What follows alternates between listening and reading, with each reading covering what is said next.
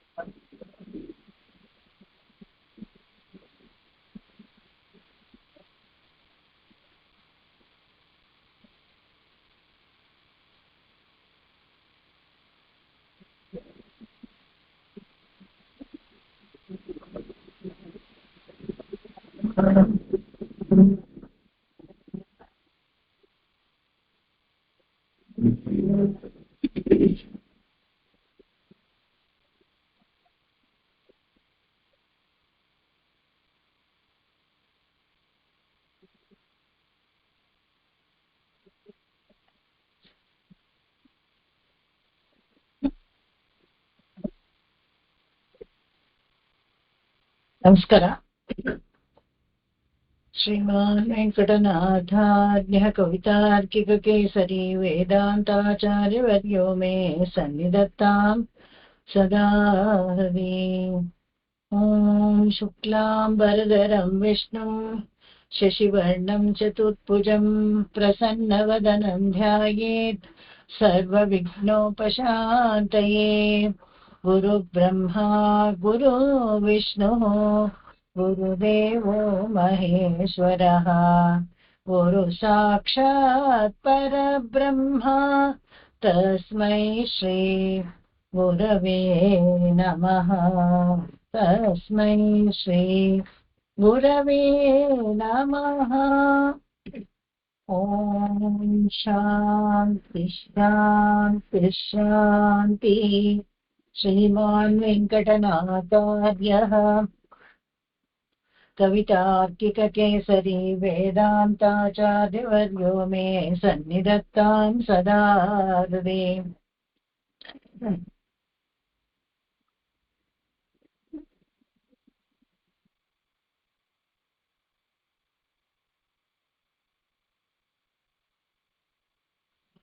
ರಾಮಾನುಜದಯಾ ಪಾತ್ರಂ ಜ್ಞಾನವೈರಾಗ್ಯಭೂಷಣಂ ಶ್ರೀಮದ್ವೆಂಕಟನಾಥಾರ್ಯಂ ವಂದೇ ವೇದಾಂತದೇಶಿಕಂ. ಲಕ್ಷ್ಮೀನಾಥಸಮಾರಂಭಾಂ ನಾಥಯಾಮುನಮಧ್ಯಮಾಂ ಅಸ್ಮದಾಚಾರ್ಯಪರ್ಯಂತಾಂ ವಂದೇ ಗುರುಪರಂಪರಾಂ. ಯೋ ನಿತ್ಯಂ ಅಚ್ಯುತಪದಾಂಬುಜಯುಗ್ಮರುಕ್ಮ ವ್ಯಾಮೋಹತಸ್ತೈತರಾಣಿ ಪ್ರಣಾಯ ಮೇನೆ. अस्मद्गुरोर्ह भगवतोऽस्य देकसिन्धोः रामानुजस्य चरणौ शरणं प्रपद्ये.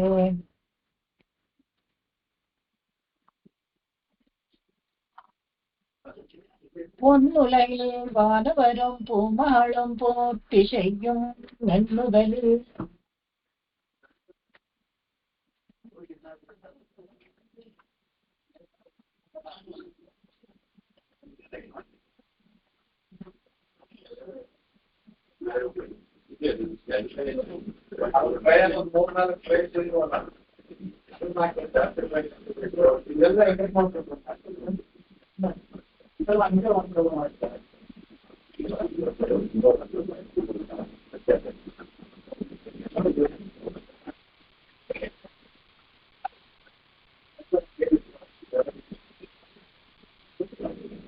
பொன்னுலகில் வானவரும் பூமகளும் பூர்த்தி செய்யும் நன்னுதலீர் நம்பி நரையூர மண்ணுலகில் எந்நிலைமை கண்டும் இறங்காரையாமாகில் மண்ணு ಮಡಲೂರ್ வந்து ಎಲ್ಲರಿಗೂ ನಮಸ್ಕಾರ. ಇಲ್ಲಿಂದ ಹೇಳ್ಕೋಬೇಕಾಯ್ತು. ನಮಸ್ಕಾರ. ಓಕೆ.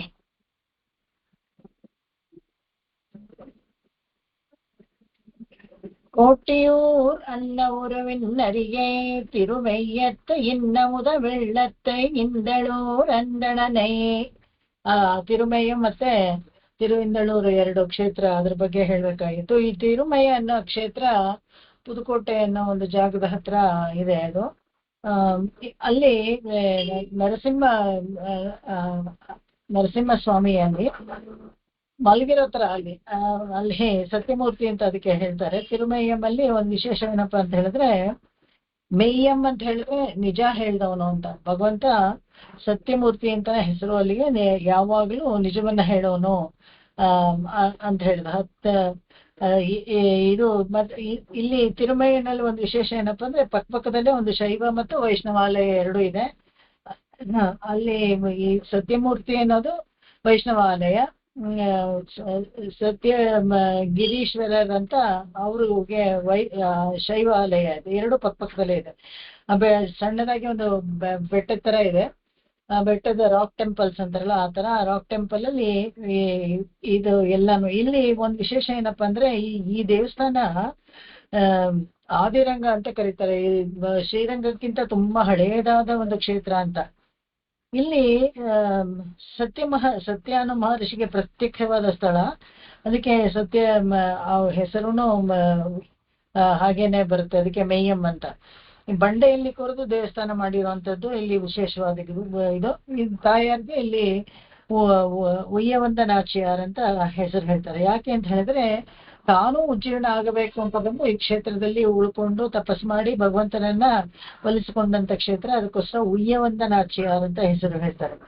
ಉತ್ಸವರಿಗೆ ಮೇಯ್ಯಪ್ಪರ್ ಅಂತ ಇಲ್ಲಿ ಹೆಸರು. ಇಲ್ಲಿ ಒಂದ್ ವಿಶೇಷ ಅಂದ್ರೆ, ಮಧುಕೈಟಪರು ಬಂದಾಗ ಭಗವಂತಗೆ ತುಂಬಾ ಕೋಪರ ಬಂದು ಉಗ್ರನಾಗ್ಬಿಡ್ತಾರಂತೆ. ಅವಾಗ ಭೂದೇವಿ ಶ್ರೀದೇವಿ ಎಲ್ಲ ಹೆದರ್ಕೊಂಡು ಕಾಲ್ ಬಳಿ ಹಾಗೆ ಕೂತ್ಕೊಂಡ್ಬಿಡ್ತಾರಂತೆ. ಶ್ರೀದೇವಿ ಹೃದಯದಲ್ಲಿ ಬಚ್ಚಿಟ್ಕೊಂಡ್ಬಿಡ್ತಾಳೆ, ಭೂದೇವಿ ಕಾಲ ಹತ್ರ ಕೂತ್ಕೊತಾಳೆ. ಅವಾಗ ಆದಿಶೇಷ ಬಂದು ತನ್ನ ವಿಷವನ್ನ ಮಧುಕೈಟಪರ ಮೇಲೆ ಕಕ್ಕುವಂಥದ್ದು, ಅದನ್ನ ಅಲ್ಲಿ ನೋಡ್ಬೋದು ಅಂತ ಹೇಳ್ತಾರೆ. ಆತರ ಕೆತ್ತನೆಯಲ್ಲಿ ಆತರ ಮಾಡಿದ್ದಾರೆ. ಆ ವಿಷ ಕಕ್ಕೋದನ್ನ ಆವಾಗ ಮಧುಕೈಟಪರ ಮೇಲೆ ಕಕ್ಕಿ ಅವರನ್ನ ನಾಶಪಡಿಸ್ತಾರೆ ಅಂತ. ಇದು ತಿರುಮಯ್ಯ ಕ್ಷೇತ್ರದ್ದು. ಇಲ್ಲಿ ತಿರುವಿಂದಳೂರು ಕ್ಷೇತ್ರ ಅನ್ನೋದು ಬಂದು ಮೈಲಾಡುತುರೆ ಹತ್ರ ಬರುತ್ತೆ. ಇದು 11 ನಾಂಗೂರು ತಿರುನಾಂಗೂರು ಗರುಡೋತ್ಸವಕ್ಕೆಲ್ಲ ಹೋದಾಗ ಅಲ್ಲಿ ಹತ್ರ ಬರುತ್ತೆ. ಅಲ್ಲಿ ಇದನ್ನು ಬೇಕಾದ್ರೆ ಅವಾಗ ಸೇವೆ ಮಾಡ್ಬೋದು.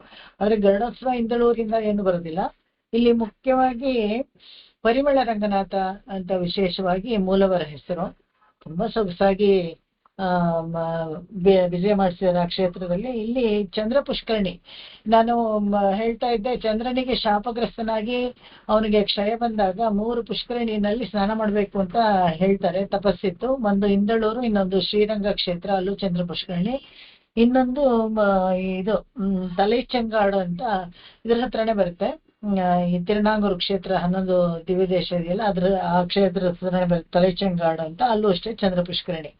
ಈ 3 ಪುಷ್ಕರಣಿನಲ್ಲೂ ಸ್ಕಿನ್ ಡಿಸೀಸ್ ಎಲ್ಲ ತುಂಬಾ ವಾಸಿ ಆಗುತ್ತೆ ಅಂತೆಲ್ಲ ಹೇಳ್ತಾರೆ. ಚಂದ್ರ ಮುಖ್ಯವಾಗಿ ಅಲ್ಲಿ ಅವನಿಗೆ ಕ್ಷಯರೋಗ ಬಂದಾಗ ಇದು ಶಾಪ ವಿಮೋಚನೆಗಾಗಿ ಈ 3 ಪುಷ್ಕರಣಿನಲ್ಲೂ ಸ್ನಾನ ಮಾಡಿ ತನ್ನ ಶಾಪವನ್ನ ವಿಮೋಚನೆ ಮಾಡ್ಕೊಳ್ತಾನೆ. ತಿರುವಿಂದಳೂರಿನಲ್ಲಿ ಇನ್ನೂ ಒಂದು ಕ್ಷೇತ್ರ ಪುರಾಣ ಹೇಳ್ತಾರೆ.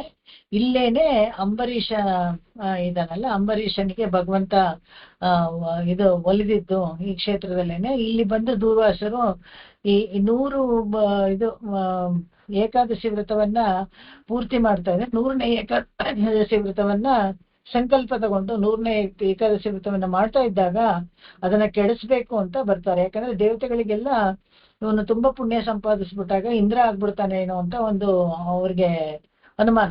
ಅವಾಗ ಇಂದ್ರ ಅಂತ ಬಂದು ಇಂದ್ರ ಇದ್ ಮಾಡ್ತಾನೆ, ಯಾರನ್ನಾದ್ರೂ ಕಳಿಸಿ ಕೆಡಿಸ್ಬೇಕು ಅವ್ರ ವ್ರತಗಳನ್ನ ಆ ಥರ ಮಾಡ್ತಾನೆ. ಇವಾಗ ದೂರ್ವಾಸರನ್ನ ಕಳಿಸಿ ಅವ್ರ ವ್ರತವನ್ನ ಕೆಡಿಸ್ಬೇಕು ಅಂತ ಕಳಿಸ್ತಾನೆ. ದೂರ್ವಾಸರು ಬಂದಾಗ ಇನ್ನೇನು ಊಟ ಮಾಡೋಕ್ಕೆ ಅಂತ ರೆಡಿ ಆಗಿರ್ತಾರೆ. ದ್ವಾದಶಿಗಳಿಗೆ ಹುಟ್ಟಿದೆ, ಊಟ ಮಾಡೋಕೆ. ಅಷ್ಟರಲ್ಲಿ ದೂರ್ವಾಸರು ಬಂದಾಗ ತುಂಬಾ ಸಂತೋಷ ಆಗುತ್ತೆ ಅಂಬರೀಷನ್ಗೆ.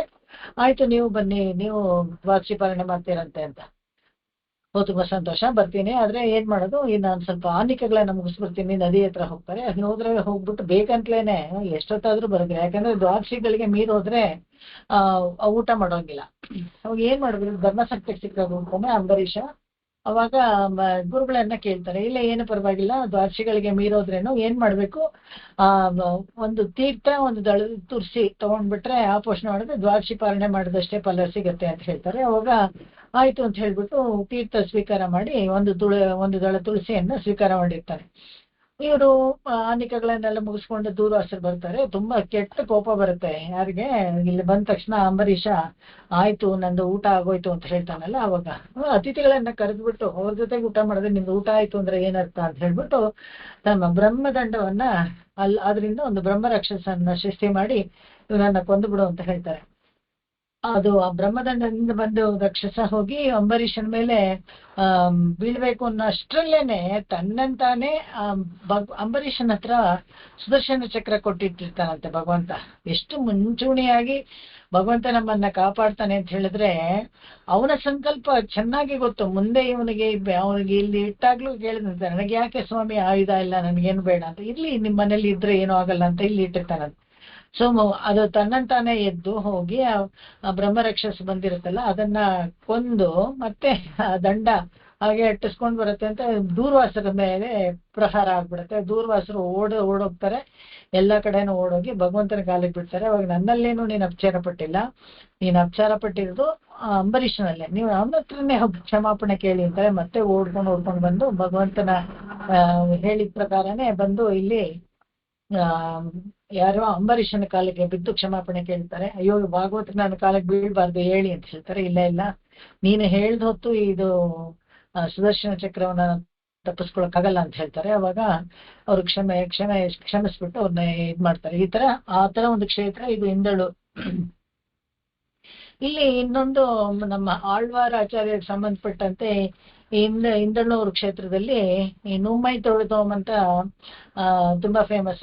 ಅದು ಎಲ್ಲರೂ ಹೇಳ್ತಾರೆ. ಯಾವ್ದು ತಿರುಮಂಗೈ ಆಳ್ವಾರು ಬರೆದ ಹಾಡುಗಳಲ್ಲಿ ನುಮ್ಮೈ ತೊಳೆದೋಮ್ ಅಂತ ಹೇಳ್ಬಿಟ್ಟು ಒಂದು 10 ಹಾಡು ಈ ತಿರುವಿಂದಳೂರ್ ಮೇಲೆ ಬರೀತಾರೆ. ನಮಗೆಲ್ಲ ಗೊತ್ತು, ತಿರುಮಂಗೈ ಆಳ್ವಾರು ಎಲ್ಲ ದಿವ್ಯ ದೇಶಗಳನ್ನ ಪರ್ಯಟನೆ ಮಾಡೋಕೆ ಹವ್ಯಾಸದಲ್ಲಿದ್ರು. ಮತ್ತೆ ಇಲ್ಲಿ ಕ್ಷೇತ್ರಕ್ಕೆ ಬಂದಾಗ ಸಮಯ ಆಗೋಗಿತ್ತು, ದೇವಸ್ಥಾನದ ಬಾಗಿಲು ಹಾಕ್ಬಿಟ್ಟಿದ್ರು. ತಿರುಮಂಗೈ ಆಳ್ವಾರಿ ಅಂದ್ರೆ ಸಮಯ ಒಂಚೂರು ನಷ್ಟ ಮಾಡ್ಬಾರ್ದು, ನೋಡ್ಕೊಂಡು ಬೇರೆ ಬೇರೆ ಊರಿಗೆ ಹೋಗ್ಬೇಕು ಅಂತ. ಹಾಗಿದ್ದಾಗ ಯಾರಾದ್ರೂ ಮಾಡಿ ಏನಾದ್ರೂ ಬಾಗಿಲು ತೆಗಿಸ್ತಾರ ಅಂತ ನೋಡ್ತಾರೆ. ನಾವೊಬ್ರು ಹಾಗೆ ತಾನೆ, ಲೇಟ್ ಆಗೋದ್ರೆ ಅರ್ಚಕರು ಗೊತ್ತಿದ್ರೆ ಅವ್ರ ಮನೆಗೆ ಹೋಗಿ ಬಾಗಿಲು ತೆಗಿಸ್ತೀವಿ. ಆದ್ರೆ ಇಲ್ಲೂ ಇವ್ರು ಆ ತರ ಮಾಡ್ತಾರೆ, ಆದ್ರೆ ಯಾರು ತೆಗಿಯೋಲ್ಲ. ಇಲ್ಲ ಇವಾಗ ತಾನೇ ಹಾಕಿದ್ವಿ, 4:15 ಆದ್ರೂ ತೆಗಿಯೋದಿಲ್ಲ ಅಂತ ಏನೋ ಹೇಳ್ತಾರೆ. ಅಲ್ಲಿ ಏನೋ ಒಂದು ರೂಲ್ಸ್ ನೀತಿ ನಿಯಮ ಅಂತ ಇಟ್ಕೊಂಡಿರ್ತಾರಲ್ಲ, ಆ ತರ ತೆಗಿಯೋಕ್ಕಾಗೋಲ್ಲ ಅಂತ ಹೇಳ್ಬಿಡ್ತಾರೆ. ಅವಾಗ 10 ಹಾಡು ಹೇಳ್ತಾರೆ. ನುಮ್ಮೈ ತೊಳೆದೋಮ್ ಅಂತ ಹೇಳ್ಬಿಟ್ಟು ನಿಮ್ಮನ್ನೇ ನಾವು ರಕ್ಷಣೆಗೆ ಅಂತ ನಿಮ್ಮನ್ನೇ ನಾವು ಪೂಜೆ ಮಾಡ್ತಾ ಇದ್ದಿದ್ದು, ನಿಮ್ಮ ಕೀರ್ತಿಯನ್ನ ಎಲ್ಲ ಕಡೆ ಹರಡಕ್ಕೆ ನಾವೇ ಸಹಾಯ ಮಾಡಿದ್ವಿ, ನನಗೆ ನಿಮ್ಮ ದರ್ಶನವನ್ನ ಕೊಡೋದಿಲ್ಲ.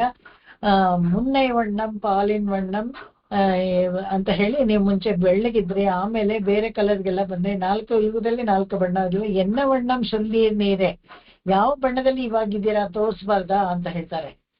ಎಮ್ಮೈ ஒரு ಕಾಲ್ ಕಾಟಿನಡಂದಾಳ್ ನಾಂಗಳ್ ಉಯ್ಯೋಮೆ ಅಂತ ಕೇಳ್ತಾರೆ. ನಮಗೆ ಒಂದು ಕ್ಷಣ ನಿಮ್ ಕಾಲ ಒಂದು ಕಾಲ್ ಅಂದ್ರೆ ಒಂದ್ಸರ್ತಿ ಅಂತ ಅರ್ಥ ಮಾಡ್ಬೋದು. ಒಂದು ಕಾಲ್ ಅಂತ ಹೇಳಿದ್ರೆ ಆ ಜೋಡಿ ಪಾದಗಳಲ್ಲಿ ಒಂದು ಪಾದವಾದ್ರೂ ನಮಗೆ ತೋರಿಸ್ಬಿಟ್ರೆ ಕೂಡ ನಾವು ಜೀವನ ಆಗೋಗ್ಬಿಡ್ತೀವಲ್ಲ, ತೋರಿಸ್ಬಾರ್ದ ನಮ್ಗೆ ಅಂತ. ಯಾಕಂದ್ರೆ ಭಗವಂತನ ಪಾದಗಳನ್ನ ಹಿಡ್ಕೊಳ್ಳೋದ್ರಲ್ಲಿ ತುಂಬಾ ನಮ್ಮ ಪಾಪಗಳೆಲ್ಲ ನಾಶವಾಗಿ ಭಗವಂತನ ಲೋಕಕ್ಕೆ ಹೋಗೋಕ್ಕೆ ನಮಗೆ ತುಂಬಾ ಅನುಕೂಲವಾಗುತ್ತೆ. ಅದಕ್ಕೆ ಎಮ್ಮೈ ஒரு ಕಾಲ್ ಕಾಟಿನಡಂದಾಳ್ ನಾಂಗಳ್ ಉಯ್ಯೋಮೆ ಅಂತ ಕೇಳಿ ಆ ಪೂರ್ತಿ ಕೊನೆಗೂ ತೆಗೆಯೋದೇ ಇಲ್ಲ. ಸರಿ வாழ்ந்தே ನೀರೇ ಅಂತ ಹೀಗೆ ನಟಿಗೆ ಮುರಿತಾರಂತೆ. ನಮ್ಗೆ ಗುರುಗಳಾಗಿದ್ದ ಶ್ರೀನಿವಾಸಾಚಾರ್ಯ ಆಕ್ಷನ್ ಮಾಡಿ ತೋರಿಸೋರು ಪಾಪ, ಹೀಗೆ ನೆಟ್ಗೆ ಮುರಿದ್ಬಿಟ್ಟು ಹೊಟ್ಟೋದ್ರು ಅವರು ಅಂತ. ಹಳ್ಳಿನಲ್ಲಿ ಆ ಕಡೆ ಎಲ್ಲ ಆ ಥರನೇ ಸಿಟ್ಟು ಬಂದ್ರೆ ಹಾಗೆ ನೆಟ್ಗೆ ಮುರಿದ್ಬಿಡೋದು, ಶಾಪ ಹಾಕೋದು ಅಂತ. ಸರಿ ಸರಿ ನೀವು ಹೇಗಾದ್ರೂ ಇಟ್ಕೊಳ್ಳಿ, ಹೆಂಗಾರ ಬದುಕೊಳ್ಳಿ, ನಮ್ಗೇನು ವಾಂಡೇ ನೀರು ನಿಮ್ಮನ್ನು ನೋಡೋದೇ ಇಲ್ಲ, ಹೋಗಿ ಹಾಗೆ ಹೋಗ್ತೀನಿ ಅಂತ ಹೇಳ್ಬಿಟ್ಟು ಹೊರಟ್ಬಿಡ್ತಾರೆ. ಆ ತರ ಒಂದು ಫೇಮಸ್ ಆಗಿರೋ ಒಂದು ದಶಕವನ್ನ ಬರೆದ ಈ ತಿರುವಿಂದಳು ಕ್ಷೇತ್ರ. ಇದು ಅಷ್ಟೇ ಶಿವಕಾಶಿಗೆ ಹತ್ರ ಶೀರ್ಗಾಳಿಗೆ ಹತ್ರದಲ್ಲಿದೆ. ಇಲ್ಲಿ ಮುಂದಕ್ಕೆ ಹೋಗೋಣ. ಇಲ್ಲಿಂದ ಅಲ್ಲಿವರೆಗೂ ಆಗಿತ್ತು, ಇಲ್ಲಿಂದ ಮುಂದಕ್ಕೆ ಹೇಳ್ಕೊಟ್ರು ನಾವು. ಮಣ್ಣು ಮೊದಲು ಕಚ್ಚಿ ಬೇಳುಕೆಯಾಳರಿಗೆ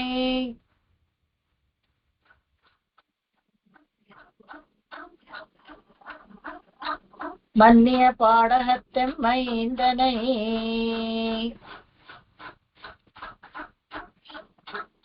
ಮಣ್ಣು ಮೊದಲು ಕಚ್ಚಿ ಬೇಳುಕೆಯಾಳರಿಗೆ ಮನ್ನಿಯ ಪಾಡ ಹತ್ತೆಮ್ಮೈಂದನೈ. ಇಲ್ಲಿ ಮಣ್ಣು ಮದಿಲ್ ಕಚ್ಚಿ ಅಂತ ಹೇಳಿದ್ರೆ ಸ್ಥಿರವಾಗಿರುವಂತ ಕಾಂಚೀಪುರದ ದೇವಸ್ಥಾನದ ಗೋಡೆಗಳಿದೆಯಲ್ಲ, ಅವುಗಳೆಲ್ಲ ತುಂಬಾ ಭದ್ರ. ಕಾಂಚೀಪುರದ ಮಾತ್ರ ಅಲ್ಲ, ನೀವು ನೋಡಿದ್ರೆ ಹಾಗೆ ದಕ್ಷಿಣ ಭಾರತದಲ್ಲಿರೋ ಎಲ್ಲ ತಮಿಳ್ನಾಡಲ್ಲಿ ಚೋಳರು ಪಾಂಡ್ಯರು ಕಟ್ಟಿರೋ ದೇವಸ್ಥಾನಗಳಲ್ಲೆಲ್ಲ ಮದಿಲು ತುಂಬಾ ಭದ್ರವಾದ ಕೋಟೆ ತರ ಇರೋದಂತೆ ದೇವಸ್ಥಾನಗಳಲ್ಲೆಲ್ಲ. ಕಾರಣ ಎರಡು, ಒಂದು ಅನ್ಯರು ಬಂದು ತುರುಷ್ಕರ ಹಾವಳಿ ಎಲ್ಲ ಆಗಿತ್ತು, ಎಲ್ಲ ನೋಡಿದ್ದಾರೆ ಶ್ರೀರಂಗದಲ್ಲಿ, ಅಲ್ಲಿ ಇಲ್ಲಿ ಎಲ್ಲ ಬಂದು ನುಗ್ಗಿ ನಮ್ಮ ಹಲವಾರು ಇದು ಐಶ್ವರ್ಯ ಸಂಪತ್ತೆಲ್ಲ ಇತ್ತಲ್ಲ, ದೇವಸ್ಥಾನಕ್ಕೆ ಸಂಬಂಧಪಟ್ಟಿದ್ದ ಸಂಪತ್ತನ್ನೆಲ್ಲ ಕೊಳ್ಳೆ ಹೊಡ್ಕೊಂಡು ಹೋಗೋರು. ದವಸ ಧಾನ್ಯಗಳು ಕೂಡ ಅವಾಗೆಲ್ಲ ದೇವಸ್ಥಾನದಲ್ಲೇ ದೊಡ್ಡದಾಗಿ ಇಟ್ಟಿರೋರು. ಎಲ್ಲಾರ್ದು ಗ್ರಾಮದಲ್ಲಿ ಎಲ್ಲಾರು ಕೂಡ ಗೊತ್ತಿಯಾದ ದವಸ ಧಾನ್ಯಗಳನ್ನೆಲ್ಲ ಶೇಖರಿಸಿ ಇಟ್ಟಿರೋರು ದೇವಸ್ಥಾನಗಳಲ್ಲಿ. ಕ್ಷಾಮ ಅಂತ ಏನಾದ್ರು ಬಂದ್ರೆ, ಅವಾಗ ಬರಗಾಲ ಅಂತ ಎಲ್ಲ ಬಂದಾಗ ಎಲ್ಲರಿಗೂ ಒಟ್ಟಿಗೆ ಅಲ್ಲಿ ದೇವಸ್ಥಾನದಲ್ಲಿ ಅನ್ನ ಆಹಾರಾದಿಗಳನ್ನ ಪ್ರಸಾದವಾಗಿ ಎಲ್ಲರಿಗೂ ಕೊಡ್ತಾ ಇದ್ರು. ಆ ಕ್ಷಾಮ ನಿವಾರಣೆ ಆದ್ಮೇಲೆ ಮತ್ತೆ ಎಲ್ರು ಹೋಗ್ಬೋದು. ಅಲ್ಲಿವರೆಗೂ ಎಲ್ರಿಗೂ ದೇವಸ್ಥಾನದಲ್ಲೇ ಊಟ ತಿಂಡಿ ಎಲ್ಲ ಅನ್ನೋ ತರ ವ್ಯವಸ್ಥೆ ಆಗ್ತಾ ಇತ್ತು. ಯಾಕಂದ್ರೆ ಅಷ್ಟೊಂದು ಶೇಖರಿಸಿ ಇಟ್ಟಿರ್ತಾ ಇದ್ರು ಧನಧಾನ್ಯ ಸಂಪತ್ತುಗಳೆಲ್ಲ. ಆ ಸಂಪತ್ತುಗಳನ್ನೆಲ್ಲ ಕದ್ದು ಬಿಡ್ತಾರೆ ಅನ್ನೋದಕ್ಕೋಸ್ಕರ ಭದ್ರವಾದ ಒಂದು ಮದಿಳ್ ಅಂದ್ರೆ ಗೋಡೆ ಉದ್ದಕ್ಕೆ ಒಂದ್ ಫರ್ಲಾಂಗ್ 1.5 ಫರ್ಲಾಂಗ್ ಅಷ್ಟು ಒಂದು ಪ್ರಾಕಾರ ಸುತ್ತಬೇಕು ಅಂದ್ರೇನೆ 2-3 ಸತಿ ಸುತ್ತಬಿಟ್ರೆ ಅದೇ ವಾಕಿಂಗ್ ಆಗ್ಬಿಡುತ್ತೆ ಯಾರಿಗಾದ್ರೂ. ಅಷ್ಟು ಉದ್ದಕ್ಕೆ ಕಾಂಚೀಪುರದಲ್ಲೂ ಅಷ್ಟೇ, ಇದ್ರಲ್ಲೂ ಅಷ್ಟೇನೆ ಉದ್ದಕ್ಕೆ ಮದಿಳ್. ಅದನ್ನ ಇಲ್ಲಿ ಹೇಳ್ತಾರೆ. ಮನ್ನಿಯ ಪಾಡ ಹತ್ತೆಂ ಮೈಂದನೈ. ಪಾಡಹಂ ತಿರುಪಾಡಹಂ ಅನ್ನೋದು ಒಂದು ಕ್ಷೇತ್ರ.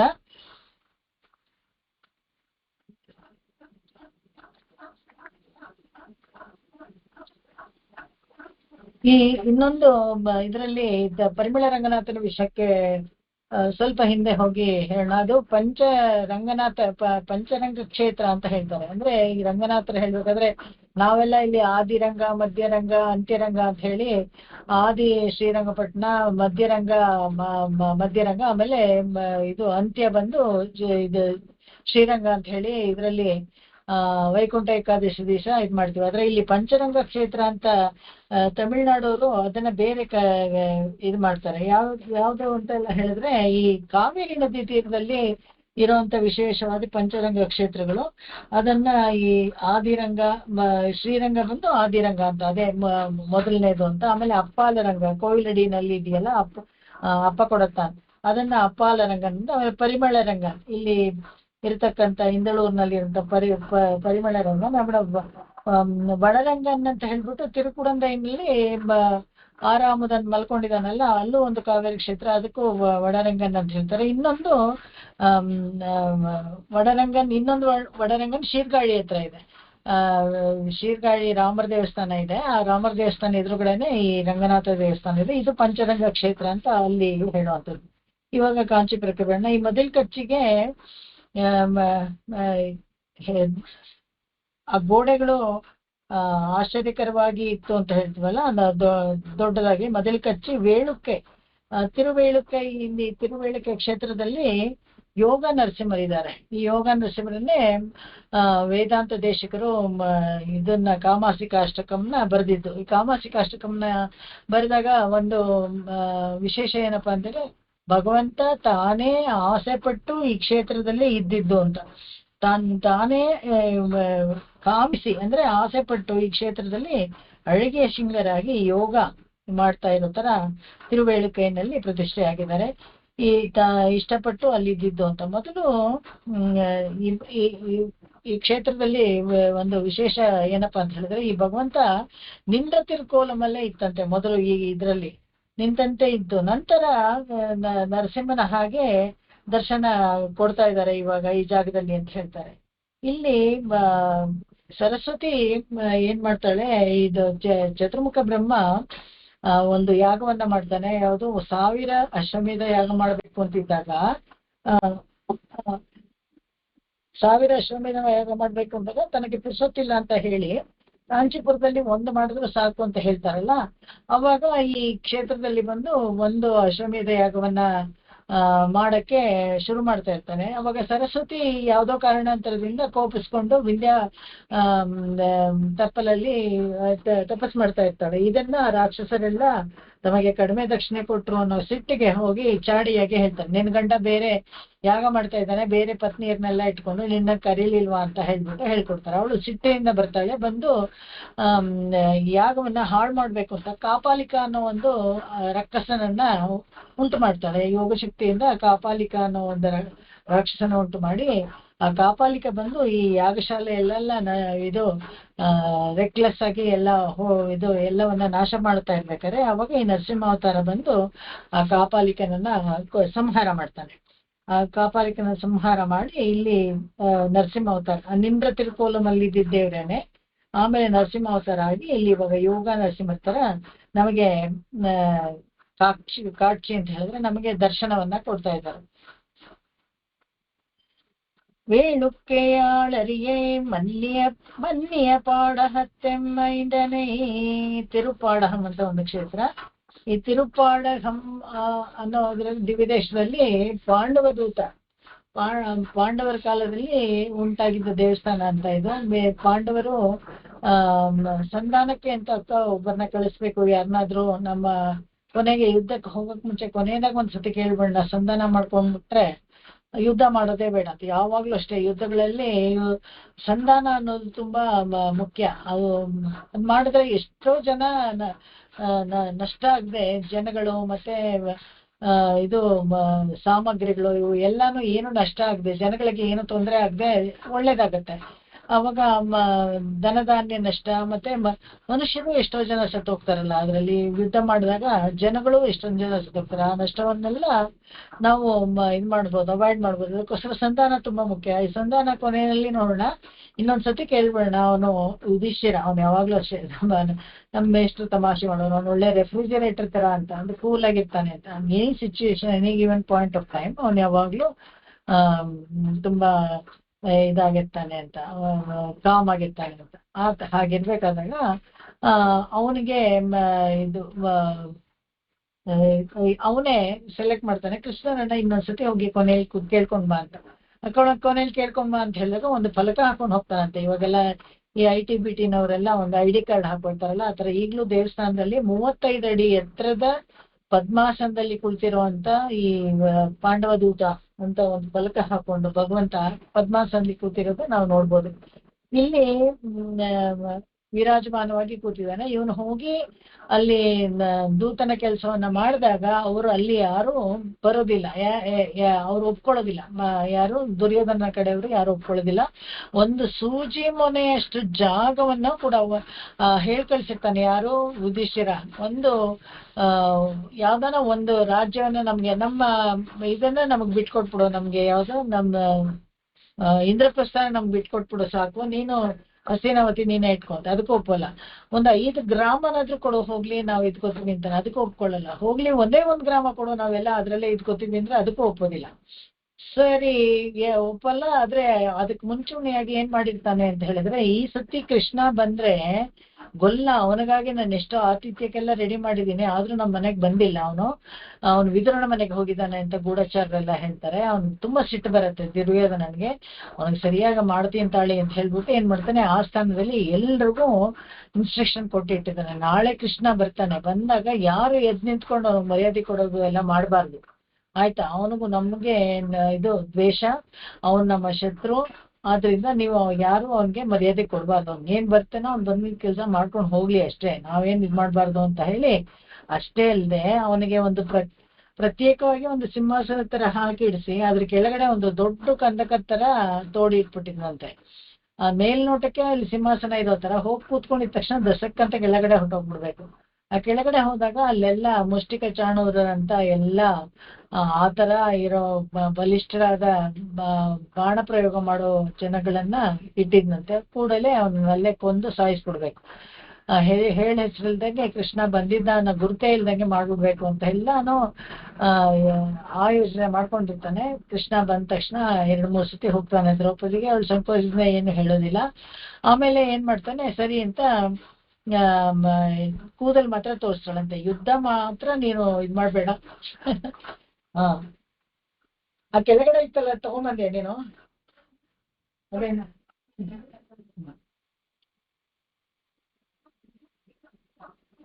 ಅವಾಗ ಅವ್ರು ಹೇಳ್ತಾರಂತೆ, ಯುದ್ಧ ಮಾತ್ರ ನೀನು ಇದು ಸಂಧಾನ ಮಾಡ್ಕೊಳ್ಬೇಡ, ಯಾಕಂದ್ರೆ ನನ್ನ ಕೂದಲು ನೋಡು ಹೇಗೆ ಬಿಚ್ಚಿದೆ.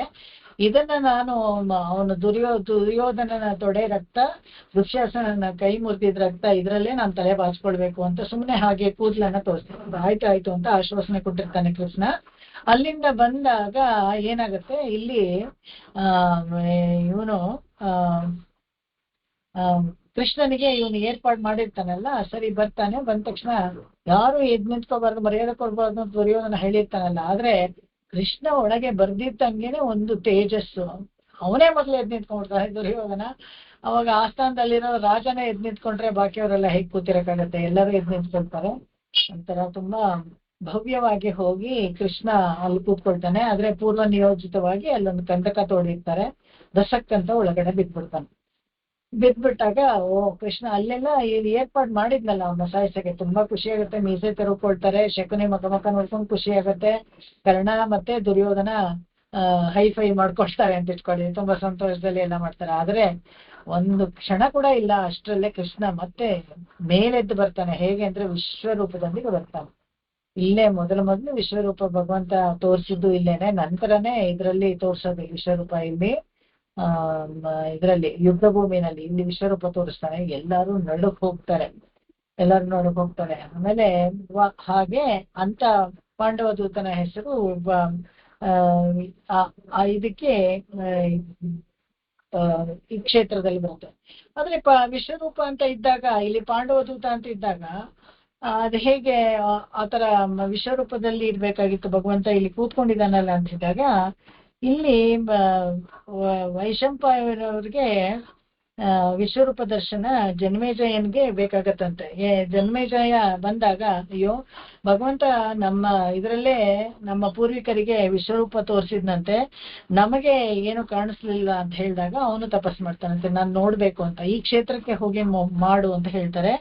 ವೈಶಂಪಾಯನರಿಗೆ ವಿಶ್ವರೂಪ ದರ್ಶನ ಮಾಡ್ಬೇಕು ಅಂದ್ರೆ ಅವರು ಹೇಳ್ಕೊಡ್ತಾರೆ, ಅವ್ರ ಗುರುಗಳು, ನೀನ್ ಅಲ್ಲಿ ಹೋಗಿ ಮಾಡು ಅಂತ. ಅವಾಗ ಅವನ ಜನ್ಮೇಜಯ ಬಂದು ಇಲ್ಲಿ ತಪಸ್ ಮಾಡಿದಾಗ ಭಗವಂತ ಈ ತರನೇ ಭಂಗಿಯಲ್ಲಿ ವಿಶ್ವರೂಪ ಅಂದ್ರೆ ಬೃಹತ್ತಾದ ಒಂದು ಆಕಾರದಲ್ಲಿ ಹೀಗೆ ಪದ್ಮಾಸನಲ್ಲಿ ಕೂತ್ಕೊಂಡು ಪಾಂಡವ ದೂತ ಅಂತ ಆ ತರ ಒಂದು ಇದನ್ನು ಕೊಡ್ತಾನೆ. ಇನ್ನೊಂದು ಕೂಡ ಅಷ್ಟೇನೆ, ಇನ್ನೊಬ್ಬ ರಾಜ ಅವನು ಕುರುಡ, ತಿರುತ್ತರಾಷ್ಟ್ರನ್ ಅಂತ ಅವನ ಹೆಸರು. ಅವನ ವಿಶ್ವರೂಪ ದರ್ಶನ ಅವನಿಗೆ ಇತ್ತ ಸ್ಥಳ ಅಂತೆ. ಅವನಿಗೆ ಕಣ್ಣು ಕಾಣೋದೇ ಇಲ್ಲ, ಆದ್ರೆ ಕೂಡ ಅವನಿಗೆ ನೋಡಿರ್ತರ ಒಂದು ತೃಪ್ತಿ ಆಯ್ತಂತೆ. ಇದೇ ತರ ಹೀಗೆ ಪದ್ಮಾಸನಲ್ಲಿ ಕುಳಿತುಕೊಂಡು ವಿಶ್ವರೂಪವನ್ನ ಕೊಡುವಂತ ಜಾಗ ಇದು, ಇಲ್ಲಿ ತಿರುಪಾಡಗಂ ಅನ್ನೋದು. ಹಾಗೇನೆ ಇಲ್ಲಿ ರೋಹಿಣಿ ದೇವಿ ಇದ್ದಾಳಲ್ಲ, ರೋಹಿಣಿ ಚಂದ್ರನ ಹೆಂಡತಿ, ಅವಳು ಇಲ್ಲಿ ಇದನ್ನ ಕೃಷ್ಣನನ್ನ ಕುರಿತು ತಪಸ್ಸಿದ್ದು ಚಂದ್ರನನ್ನು ಇಲ್ಲೇನೆ ಮದುವೆ ಮಾಡ್ಕೊಳ್ತಾಳೆ, ವರಿಸ್ಕೊಳ್ತಾಳೆ. ಇದು ತಿರುಪಾಡಗಂ ಅಂತ ಅನ್ನೋ ಕ್ಷೇತ್ರ.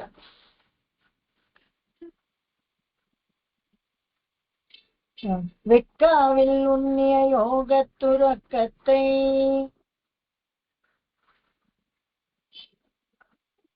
ಯಾರಾದ್ರೂ ಒಬ್ರು ಫಾಲೋ ಮಾಡ್ಬೋದು. வெக்காவில் உன்னிய யோகத்துறக்கத்தை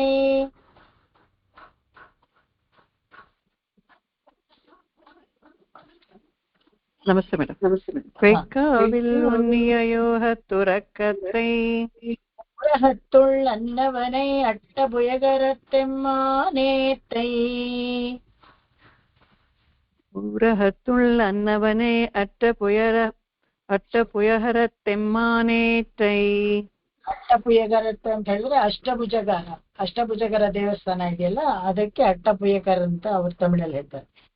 என்னை மனம் கவர்ந்த ஈசனை, என்னை மனங்கவர்ந்த ஈசனை, வெக்காவில் உன்னிய யோகத்துரக்கத்தை ஊரகத்துள்ளவனை அட்டபுயகரத்தெம்மானேத்தை, என்னை மனம் கவர்ந்த ஈசனை.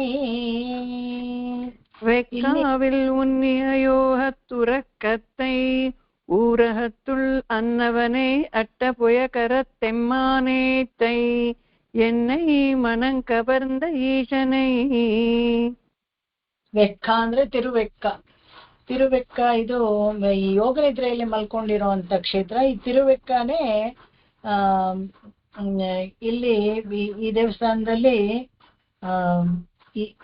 ಈ 2-3 ದೇವಸ್ಥಾನ ಇಲ್ಲಿ ತಿರುಪಾಡಹಂ, ಪಾಂಡವದೂತ ಮತ್ತೆ ಇದು ಅಟ್ಟಭಯಗರತ್, ತಿರುವೆಕ್ಕ ಇದೆಯಲ್ಲ ಈ ಕ್ಷೇತ್ರ, ಅಟ್ಟಭಯಗರತ್ ಇವೆಲ್ಲಾನು, ತಿರುವೇಳುಕ್ಕೆ ಇವೆಲ್ಲಾನು ಕಾಂಚೀಪುರದ ವರದರಾಜ ದೇವಸ್ಥಾನ ಇದೆಯಲ್ಲ ಅದಕ್ಕಿಂತ ಹಳೆಯದು.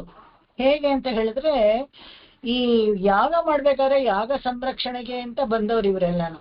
ಹಾಗೆ ಯಾಗದ ಪೂರ್ಣಾವತಿನಲ್ಲಿ ಬಂದವರು ವರದರಾಜ ಸ್ವಾಮಿ. ಹಾಗಾಗಿ ಇವರೆಲ್ಲ ಮುಂಚಿಂದ ಇಲ್ಲೇ ಇದ್ದಾರೆ. ಈ ಊರಹತ್ತ ಅನ್ನವನೇ ಅಟ್ಟಭಯಗರ ತಿರುವೆಕ್ಕ ಅಂದ್ರೆ ಉನ್ನಿಯ ಯೋಗ ತುರಕ್ಕತ್ತೆ. ತಿರುವೆಕ್ಕನಲ್ಲಿ ಯೋಗ ತುರ್ಕತೆ, ಯೋಗ ನಿದ್ರೆಯಲ್ಲಿ ಮಲ್ಕೊಂಡಿದ್ದಾನಂತೆ. ಇದು ಇನ್ನೂ ಒಂದು ಹೆಸರು ಹೇಳ್ತಾರೆ ಇದಕ್ಕೆ, ಶೊನ್ನವಣ್ಣಂ ಶೈದ ಪೆರುಮಾಳ್, ಆಮೇಲೆ ಯಥೋಕ್ತಕಾರಿ ಸನ್ನಿಧಿ ಅಂತೆಲ್ಲ ಹೇಳ್ತಾರೆ. ಇದು ಮತ್ತೆ ಆ ವರಲಾರ್ಗೆ ಹಿಂದೆ ಹೋಗ್ಬೇಕು. ಸರಸ್ವತಿ ಯಾಗವನ್ನ ಕೆಡಿಸಕ್ಕೆ ಒಂದು ನದಿ ರೂಪದಲ್ಲಿ ಓಡಿ ಬರ್ತಾಳೆ. ನದಿ ರೂಪದಲ್ಲಿ ಬಂದಾಗ ಬ್ರಹ್ಮ ಪ್ರಾರ್ಥನೆ ಮಾಡ್ಕೊಳ್ತಾನೆ ಭಗವಂತನನ್ನ, ಅಯ್ಯೋ ನನ್ನ ಯಾಗಶಾಲೆ ಎಲ್ಲ ಹಾಳಾಗ್ಬಿಡತ್ತಲ್ಲ ಅಂತ ಹೇಳಿದಾಗ ಇದರಲ್ಲಿ ತಿರುವೆಕ್ಕನಲ್ಲಿ ಅಡ್ಡಕ್ಕೆ ಒಂದು ಸೇತುವೆ ತರ, ಬೇಗ ಸೇತು ಅಂತ ಕೂಡ ಹೇಳ್ತಾರೆ ಅವನಿಗೆ ಇನ್ನೊಂದು ಹೆಸರು, ಅಡ್ಡಕ್ಕೆ ಮಲ್ಕೊಳ್ತಾನಂತೆ. ಆ ಮಡ್ಡಕ್ಕೆ ಮಲ್ಕೊಂಡಾಗ ಓಡ್ ಬರ್ತಾ ಇರ್ತಾಳಲ್ಲ ನದಿ ರೂಪದಲ್ಲಿ ರಭಸದಿಂದ, ಎದುರಿಗೆ ತಮ್ಮ ಮಾವನವ್ರು ಸಿಕ್ಕಿದಾಗ ಸ್ವಲ್ಪ ನಾಚಿಕೆ ಆಗತ್ತೆ. ಹಾಗೆ ಕೆಳಗಡೆ ಅಂತರ್ಗತವಾಗ್ಬಿಡ್ತಾಳೆ. ಸರಸ್ವತಿ ನದಿ ಅಲ್ಲಿ ಅಂತರ್ಗತ ಆಗುತ್ತೆ. ಅದಕ್ಕೆ ಸರಸ್ವತಿ ನದಿ ನಾವು ಇವಾಗ ನೋಡೋದಿಲ್ಲ, ಯಾಕಂದ್ರೆ ಅಂಡರ್ಗ್ರೌಂಡ್ ಹೊಟ್ಟೋಗಿದ್ದಾರೆ. ಅಲ್ಲಿ ಹೋದಾಗ ಆಮೇಲೆ ಭಗವಂತ ಸರಸ್ವತಿಯನ್ನ ಕರೆದು ಸೊಸೆತನ ಹೇಳ್ತಾನಂತೆ, ಏನಮ್ಮ ನೀನು ಇಷ್ಟು ಸಾತ್ವಿಕಳು, ನಿನಗೆಲ್ಲ ಗೊತ್ತು, ಹೀಗೆ ನೀನು ಗಂಡನ ಯಾಗವನ್ನ ಹಾಳು ಮಾಡ್ಬೋದಾ? ನೀನೆಲ್ಲೋ ಸಿಗ್ಲಿಲ್ಲ ಅಂತ ಬೇರೆ ಲೋಕೋಪಯೋಗಕ್ಕೋಸ್ಕರನೇ ಇದನ್ನ ಮಾಡ್ತಾ ಇದ್ದಾನೆ ಯಾಗವನ್ನ, ನೀನು ಸಿಗ್ಲಿಲ್ಲ ಅಂತ ಬೇರೆ ಪತ್ನಿಯರು ಇಟ್ಕೊಂಡಿದ್ದಾನೆ, ನೀನು ಬಂದು ಸೇರ್ಕೊ ಅಂತ ಹೇಳ್ತಾರೆ. ಆಮೇಲೆ ಸರಸ್ವತಿ ಬಂದು ಯಾಗದಲ್ಲಿ ಭಾಗಿಯಾದ್ಲು ಅಂತ ಒಂದು ಚರಿತ್ರೆ ಬರುತ್ತೆ. ಅಲ್ಲಿ ಬರುವಾಗ ಇವಳು ಕೆಳಗಡೆ ಹೀಗೆ ಹೋದ್ಲಲ್ಲ, ಅಲ್ಲಿ ಇದು ತಿರುವೆಕ್ಕ ಕ್ಷೇತ್ರದಲ್ಲಿ ಇಲ್ಲಿ ಅಡ್ಡಕ್ಕೆ ಮಲ್ಕೊಂಡಿರ್ತಾನಲ್ಲ ಆ ದೇವಸ್ಥಾನ ಇದು. ಈ ವರದರಾಜ ಸ್ವಾಮಿ ದೇವಸ್ಥಾನಕ್ಕಿಂತ ತುಂಬಾ ಹಳೆಯದಿದು. ಇಲ್ಲಿ ಇನ್ನೂ ಒಂದು ಚರಿತ್ರೆ ಬರುತ್ತೆ ಇಲ್ಲಿ ಅಂತ ಹೇಳಿದ್ರೆ, ಇದಕ್ಕೆ ಸಂಬಂಧಪಟ್ಟಂತೆ ತಿರುಮೇಶ ಆಳ್ವಾರು ಅವರು ಹೋಗಿ ಕುಂಭಕೋಣದಲ್ಲಿ ಸೆಟ್ಲ್ ಆಗಕ್ ಮುಂಚೆ ಕಾಂಚೀಪುರದಲ್ಲಿ ತುಂಬಾ ವರ್ಷ ಇರ್ತಾರೆ. ಕಾಂಚೀಪುರದಲ್ಲಿ ಇದ್ದಾಗ ಇವ್ರ ಜೊತೆಗೆ ಕಣ್ಣ ಅನ್ನೋ ಇವರ ಅಂತರಂಗ ಶಿಷ್ಯನು ಇವ್ರ ಜೊತೆಗೆ ಯಾವಾಗ್ಲೂ ಬರ್ತಾ ಇರ್ತಾನೆ. ಆ ಕಣ್ಣ ಅನ್ನೋ ಶಿಷ್ಯನು ಇವರು ಆಶ್ರಮದಲ್ಲಿ ಕೆಲಸ ಮಾಡ್ತಾ ಇದ್ದಿದ್ದ ಒಂದು ಮುದುಕಿಗೆ ಒಂದು ಹಾಡನ್ನ ಬರೆದು ಕೊಡ್ತಾರೆ. ಬರೆದು ಕೊಟ್ಟಾಗ ಆ ಹಾಡನ್ನ ಹೇಳಿ ಆಗ ಮುದುಕಿ ತುಂಬಾ ಯುವತಿ ಆಗ್ಬಿಡ್ತಾಳೆ. ಆ ಯುವತಿ ಆಗಿದ್ದಾಗ ಅವಳನ್ನ ನೋಡಿ ತುಂಬಾ ಸುಂದರವಾಗಿದ್ದಾಳೆ ಅಂತ ಕಾಂಚೀಪುರದ ರಾಜ ಮದುವೆ ಮಾಡ್ಕೊಂಡ್ಬಿಡ್ತಾನೆ. ಮದುವೆ ಮಾಡ್ಕೊಂಡ್ರೆ ಕಾಲಕ್ರಮೇಣ ಅವಳು ಹಾಗೆ ಇರ್ತಾಳೆ ಯುವತಿಯಾಗೆ, ಬಟ್ ರಾಜ ಮಾತ್ರ ವಯಸ್ಸಾಗ್ತಾ ಇರುತ್ತೆ. ಅವನಿಗೆ ಕೇಳ್ತಾನೆ, ಏನಿದು ರಹಸ್ಯ, ನಾನು ನೀನು ಒಟ್ಟಿಗೆ ಯುವಕರಾಗಿದ್ವಿ, ಮದುವೆ ಮಾಡ್ಕೊಂಡ್ವಿ, ನೀನ್ ಮಾತ್ರ ಯುವತಿಯಾಗಿ ಇದೆಯಲ್ಲ, ನನ್ ಮಾತ್ರ ವಯಸ್ಸಾಗ್ತಾ ಇದೆಯಲ್ಲ ಅಂತ ಹೇಳಿದಾಗ ಅವ್ರು ಹೇಳ್ತಾರೆ, ಇಲ್ಲ, ಅಲ್ಲಿ ಆ ತಿರುಮೇಶ ಆಶ್ರಮದಲ್ಲಿ ನನಗೆ ಒಂದು ಹಾಡನ್ನ ಬರೆದುಕೊಟ್ರು, ಮತ್ತೆ ಹಾಗೇನೆ ಅವ್ರ ಪ್ರಸಾದವನ್ನ ತಿಂದು ನನಗೆ ಈ ತರ ಯೌವನನು ಬಂತು, ನನ್ಗೆ ಹಾಗೆ ನಿಮ್ಮನ್ನ ಮದುವೆ ಮಾಡ್ಕೊಂಡೆ, ಅದು ಹಾಗೆ ಇದೆ ಅಂತ. ಹಾಗಾದ್ರೆ ನನಗೂ ಒಂದು ಹಾಡು ಬರೆಸ್ಬೇಕಲ್ಲ ಅಂತ ಹೇಳ್ಬಿಟ್ಟು ಕಣ್ಣನ್ನ ಕರ್ಸ್ಕೊಂಡು ನನಗೆ ಒಂದು ಬರ್ಕೊಡಿ ಹಾಡು. ಕಣ್ಣಿಕನ್ನ ಹೇಳ್ತಾರೆ, ಇಲ್ಲ ಹಾಗೆಲ್ಲ ನಾನು ಯಾರ್ಯಾರಿಗೂ ಬರ್ಕೊಡೋದಿಲ್ಲ ಅಂತ ಹೇಳ್ಬಿಡ್ತಾರೆ. ಕೋಪ ಬಂದ್ಬಿಡುತ್ತೆ ರಾಜನ್ಗೆ, ನಾನು ಈ ಊರಿನ ರಾಜ, ನಾನ್ ಕೇಳ್ತಾ ಇದ್ದೀನಿ, ಬರ್ಕೊಡಲ್ಲ ಅಂತ ಅಂದ್ರೆ ಏನು, ಹಾಗೆ ನೀವು ನನ್ನ ರಾಜ್ಯದಲ್ಲೇ ಇರಬೇಡಿ, ಬಹಿಷ್ಕಾರ ಹಾಕ್ತೀನಿ ಅಂತ ಬಹಿಷ್ಕಾರ ಹಾಕ್ಬಿಡ್ತಾರೆ. ಬಹಿಷ್ಕಾರ ಹಾಕ್ಬಿಟ್ರೆ ಆಗಿನ ಕಾಲದಲ್ಲೆಲ್ಲ ಹೇಗೆ ಅಂತ ಹೇಳಿದ್ರೆ, ಆ ಊರಲ್ಲಿ ಒಬ್ರು ಒಂದು ತೊಟ್ಟು ನೀರ್ ಕೂಡ ಕೊಡೋದಿಲ್ಲ ಅವ್ರಿಗೆ, ಬಹಿಷ್ಕಾರ ಹಾಕಿದವ್ರಿಗೆ. ಸರಿ, ಹಾಗಿದ್ರೆ ಅವ್ರು ಬೇರೆ ಊರಿಗೆ ಹೋಗ್ಬೇಕು. ಅವಾಗ ಸರಿ, ನಾನು ಬರ್ತಾರೆ. ಬಂದ್ಬಿಟ್ಟು ತಿರುಮೇಶ ಆಳ್ವಾರ್ ನಮಸ್ಕಾರ ಮಾಡ್ಬಿಟ್ಟು, ಸ್ವಾಮಿ ನನ್ನ ಕ್ಷಮಿಸ್ಬೇಕು, ನನಗೆ ಬಹಿಷ್ಕಾರ ಹಾಕ್ಬಿಟ್ಟಿದ್ದಾರೆ, ನಾನು ಹೋಗ್ತೀನಿ, ಈ ತರ ನಾನು ಇಲ್ಲಿ ಇರಕ್ ಆಗೋದಿಲ್ಲ ಅಂತ ಹೇಳ್ತಾರೆ. ಅಯ್ಯೋ ನೀನ್ ಹೋದ್ಮೇಲೆ ನನಗೇನ್ ಕೆಲಸ, ನಡಿ ನಾನು ಬರ್ತೀನಿ ಅಂತಾರೆ. ಅವಾಗ ಅಲ್ಲಿ ಸನ್ನಿಧಿ ಇರುತ್ತಲ್ಲ, ಭಗವಂತ ಅಂತ ಕೇಳ್ತಾರಂತೆ. ಭಗವಂತನಿಗೆ ಹೇಳ್ತಾರೆ ತಿರುಮೇಶ ಆಳ್ವಾರು, ನಾನು ಹೋಗ್ತಾ ಇದ್ದೀನಿ, ಬೇಕಾದ್ರೆ ನೀನು ನಿನ್ನ ಹಾವಿನ ಹಾಸಿಗೆ ಸುತ್ಕೊಂಡ್ ಬಾ ಅಂತ ಹೇಳಿದ್ರೆ, ಸಾಕ್ಷಾತ್ ಭಗವಂತ ಆದಿಶೇಷನ ಸುರುಳಿ ಸುತ್ಕೊಂಡು ತನ್ನ ಕಂಕಳಲ್ಲಿ ಇಟ್ಕೊಂಡು ಇವ್ರ ಹಿಂದೆ ನಡ್ಕೊಂಡು ಬಂದ ಅಂತ ಹೇಳ್ತಾರೆ. ಅವತ್ತು ಅವ್ರ ಹಿಂದೆನೆ ನಡ್ಕೊಂಡು ಹೋಗ್ಬಿಡ್ತಾರೆ. ಅವರು ಈ ಕಾಂಚೀಪುರದಿಂದ ಸ್ವಲ್ಪ ದೂರ ಒಂದು 10 ಕಿಲೋಮೀಟರ್ ದೂರದಲ್ಲಿ ಒಂದು ಚಿಕ್ಕ ಹಳ್ಳಿ ಇರುತ್ತೆ, ಅಲ್ಲಿ ಹೋಗಿ ಇರ್ತಾರೆ. ಓರಿದ ವಿರಕ್ಕೈ ಅಂತ ಒಂದು ರಾತ್ರಿ ಅಲ್ಲಿ ಇರ್ತಾರೆ. ಒಂದು ರಾತ್ರಿ ಅವರ ಊರಲ್ಲಿ ಇರುಕೈ ಅಂತ ಆಗ್ಬಿಟ್ಟಿದೆ ಇವಾಗ ಹೆಸರದ. ಓರಿದ ವಿರಕ್ಕೈ, ಒಂದು ರಾತ್ರಿ ಅಲ್ಲಿ ತಂಗಿದ್ರು ಅಂತ ಅರ್ಥ. ಸರಿ, ಭಗವಂತ, ತಿರುಮೇಶ ಆಳ್ವಾರ್ ಮತ್ತು ಕಣ್ಣಿಕಣ್ಣ 3 ಜನನು ಹೋಗಿ ಒಂದು ಗುಡಿಸ್ಲು, ಅಲ್ಲಿ ಊರಾಚೆ ಒಂದು ಗುಡಿಸ್ಲು ಇರುತ್ತೆ, ಅಲ್ಲಿ ಹಾಕೊಂಡು ಅಲ್ಲೇ ಇರ್ತಾರೆ. ಇಲ್ಲಿ ಬೆಳಗಾಗಿತ್ತು ನೋಡ್ತಾರೆ, ಕಾಂಚೀಪುರದಲ್ಲಿ ಯಾವ ದೇವಸ್ಥಾನದಲ್ಲೂ ಮೂಲವರೇ ಇಲ್ವಂತೆ. ಈ ದೇವಸ್ಥಾನದಲ್ಲೂ ಇಲ್ಲ. ಹಾಗೆ ನೋಡಿದ್ರೆ ಯಾವ ದೇವಸ್ಥಾನದಲ್ಲೂ ಈ ದೇವರೇ ಇಲ್ಲ. ಆಮೇಲೆ ಎಲ್ಲ ಕೋಲಾಹಲ ಆಗುತ್ತೆ. ಊರವರೆಲ್ಲ ಗಾಬರಿಯಾಗಿ ಗಡಿಬಿಡಿಗೊಂಡು ಎಲ್ಲ ದೇವ್ರ ಹತ್ರ ಹೋಗಿ ರಾಜನ ಹತ್ರ ಹೋಗಿ ಕಂಪ್ಲೇಂಟ್ ಮಾಡ್ತಾರೆ. ಯಾಕಂದ್ರೆ ಆಗಿನ ಕಾಲಕ್ಕೆಲ್ಲ ಆಧ್ಯಾತ್ಮಿಕ ಅಂತ ಹೇಳಿದ್ರು ಬೆಳಗಾಗಿತ್ತು ಹಲ್ಲುಚ್ಕೊಂಡು ಸ್ನಾನ ಮಾಡ್ಕೊಂಡು ಮೊದಲು ದೇವಸ್ಥಾನಕ್ಕೆ ಹೋಗಿ ನಮಸ್ಕಾರ ಮಾಡ್ಕೊಂಡು ತೀರ್ಥ ತಗೊಂಡು ಬಂದ್ಬಿಡೋರು. ಎಲ್ಲ ಅಷ್ಟೇನೆ, ಅಗ್ರಹಾರದಲ್ಲಿ ಇರೋರು ಹಾಗೇನೆ, ಮತ್ತೆ ಬೇರೆ ಇತರೆ ಜನಗಳು ಅಷ್ಟೇನೆ, ಅವರು ಹಾಗೇನೆ. ಅವರಿಗೆ ಆರ್ನಿಕಗಳು ಇಲ್ಲದೆ ಹೋದ್ರೆ ಕೂಡ ದೇವಸ್ಥಾನಕ್ಕೆ ಹೋಗಿ ನಮಸ್ಕಾರ ಮಾಡ್ಕೊಂಡು ಆಮೇಲೆ ಮುಂದಿನ ಕೆಲಸವನ್ನು ಶುರು ಮಾಡ್ಬೇಕು. ಆ ತರನೇ ಇತ್ತು.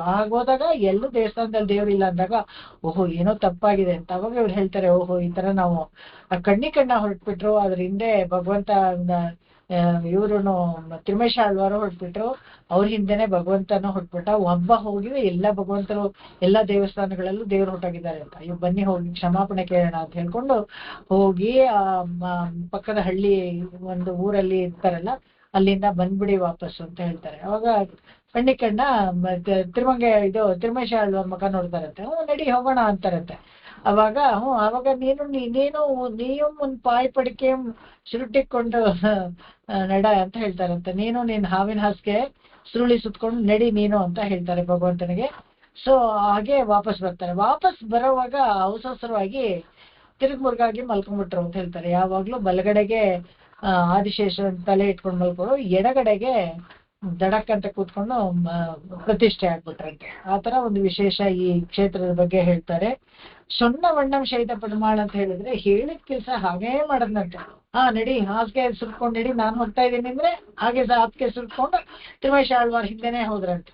ಆಯ್ತು ನಡಿ ನಾನು ವಾಪಸ್ ಹೋಗ್ತಾ ಇದ್ದೀನಿ ಅಂದ್ರೆ ತಿರ್ಗು ಬಂದು ಹಾಗೆ ವಾಪಸ್ ಬರಂತೆ. ಅದಕ್ಕೆ ಹೇಳಿದ್ದನ್ನ ಮಾಡಿದ್ರು ಯಥ ಉಕ್ತಕಾರಿ, ಏನ್ ಹೇಳಿದ್ರು ಅದನ್ನ ಮಾಡುವಂತ ದೇವರು ಇಲ್ಲಿ ವಿಶೇಷವಾಗಿ ಯಥೋಕ್ತಕಾರಿ ಸನ್ನಿಧಿನಲ್ಲಿ ಹೇಳಿದ್ರು. ಇಲ್ಲೇನೆ ಈ ದೇವಸ್ಥಾನಕ್ಕೆ ಒಂದು ಸರಸ್ಸು ಅಟ್ಯಾಚ್ ಆಗಿದೆ, ಅದೇ ಪೊಯ್ಗೆ ಆಳ್ವಾರ್ ಇಲ್ಲೇನೆ ಅವ್ರ ಜನ್ಮಸ್ಥಳ. ಇದು 3 ವಿಶೇಷವಾಗಿ ಆ ತಿರುವೇಕ ಕ್ಷೇತ್ರದಲ್ಲಿ ಇದಕ್ಕೆ ಸಂಬಂಧಪಟ್ಟಿದ್ದ, ಈ ಕ್ಷೇತ್ರಕ್ಕೆ ಸಂಬಂಧಪಟ್ಟಿದ್ದ ವಿಷಯ. ಇದನ್ನ ನಾವು ನೋಡ್ಬೋದು. ಮುಂದಿನ ಇದಕ್ಕೆ ಹೋಗೋಣ. ಊರ ಹತ್ತುಳ್ಳನ್ನವನ್, ಅದು ಇನ್ನೊಂದು ಇದೆಯಲ್ಲ ಕರೆಕ್ಟ್. ಊರ ಹತ್ತುಳ್ಳನ್ನವನೇ ಅಟ್ಟ ಬುಯಗರ ತಮ್ಮನ್ ಅಟ್ಟ ಬೇಗರೆ. ನಾವು ಅದರ ಬಗ್ಗೆ ಊರಗಮ್ ಅಂತ ಹೇಳಿದ್ರೆ ಈ ಒಂದು ಟೆಂಪಲ್ ಕಾಂಪ್ಲೆಕ್ಸ್ ತರ ಇದೆ ಕಾಂಚೀಪುರದಲ್ಲಿ. ಈ ಒಂದೇ ಒಂದು ಟೆಂಪಲ್ ಕಾಂಪ್ಲೆಕ್ಸ್ ಅಲ್ಲಿ 4 ದೇವರನ್ನ ನಾವು ನೋಡ್ಬೋದು ಅಲ್ಲಿ. ತಿರುಊರಗಂ, ತಿರುಪೇರಗಂ, ತಿರುನೀರಗಂ, ಆಮೇಲೆ ಕಾರ್ವಾನ್, ತಿರುಕಾರ್ವಾನಂ ಅಂತ, ತಿರುಕಾರಗಂ ಅಂತ. ಈ 4 ಕ್ಷೇತ್ರವನ್ನು ಒಂದೇ ಒಂದು ಕಾಂಪೌಂಡ್ ಅಲ್ಲಿ ನೋಡ್ಬೋದು. ಬಹುಶಃ ಇದರಲ್ಲಿ ವರಲಾರ ಚರಿತ್ರೆನ ಹೇಳ್ಬೇಕಾದ್ರೂ ಅಷ್ಟೇ, 2 ದೇವಸ್ಥಾನದ ಬಗ್ಗೆ ಮುಂಚೆ ಎಲ್ಲಿತ್ತೋ ಗೊತ್ತಿಲ್ಲ, ಆಮೇಲೆ ಇಲ್ಲಿ ಬಂದು ಪ್ರತಿಷ್ಠೆ ಆಗಿದ್ದಾರೆ ಅಂತ. ಅದರಲ್ಲಿ ಒಂದಕ್ಕಂತೂ ಇದು ಮೂಲವರು ಅಂತ ಏನಿಲ್ಲ, ಬರೀ ಉತ್ಸವದ ತರನೇ ಹಾಲಲ್ಲೇ ಕೃಷ್ಣ ಇದೆ ಅಷ್ಟೇ. ಯಾಕಂದ್ರೆ ಎಲ್ಲೋ ಒಡೆದೋಗ್ಬಿಟ್ಟಿತ್ತು ಅಥವಾ ಏನೋ ಬೇರೆ ದೇವಸ್ಥಾನ ಏನೋ ಆಯ್ತು, ಉಜ್ಜೀವನ ಮಾಡೋವಾಗ ಈ ಕಾಂಪ್ಲೆಕ್ಸ್ ಅಲ್ಲಿ ತಂದು ಇಲ್ಲೇ ಪ್ರತಿಷ್ಠೆ ಆಗಿರೋವಂಥದ್ದು ಆ ದೇವಸ್ಥಾನವನ್ನು. ತಿರುಊರಗಮ್ಮ ಉಲಹಳನ್ನ ಪೆರುಮಾಳ್.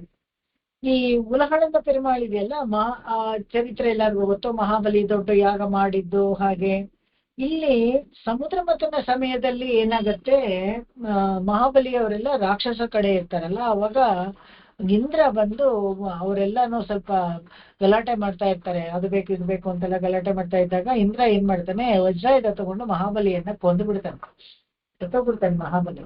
ಮಹಾಬಲಿ ಸತ್ತೋದಾಗ ಅವಾಗ ಶುಕ್ರಾಚಾರ್ಯರು ಬಂದು ಇವ್ರು ಯಾರಿಗೆ ಈ ರಾಕ್ಷಸರಿಗೆಲ್ಲ ಆಚಾರ್ಯರು ಶುಕ್ರಾಚಾರ್ಯನ ಬೇಡ್ಕೊಂಡಾಗ ಶುಕ್ರಾಚಾರ್ಯರಿಗೆ ಸಂಜೀವಿನಿ ಮಂತ್ರ ಬರುತ್ತೆ. ಆ ಸಂಜೀವಿನಿ ಮಂತ್ರ ಉಪಯೋಗಿಸಿ ಬಲಿ ಚಕ್ರವರ್ತಿಯನ್ನ ಮತ್ತೆ ಜೀವ ದಾನ ಮಾಡ್ತಾರೆ, ಮತ್ತೆ ಬದುಕುವಂತ ಮಾಡ್ತಾರೆ.